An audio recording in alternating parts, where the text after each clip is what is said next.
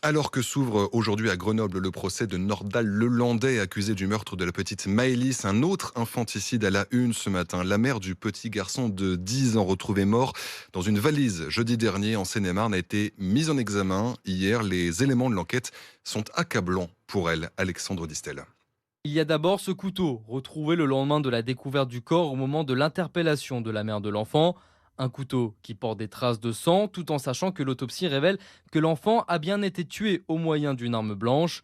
Il s'agit là de l'élément principal de l'enquête auquel vient s'ajouter le témoignage confus de la mère de famille. Elle reste évasive et évoque un trou de mémoire au moment des faits.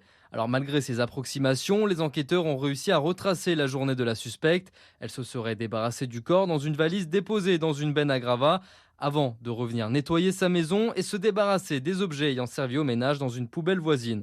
D'après ses proches, la femme présentait parfois des comportements incohérents et aurait consulté un médecin psychiatre à l'issue du premier confinement, mais selon l'enquête, aucun précédent psychiatrique n'a été notifié.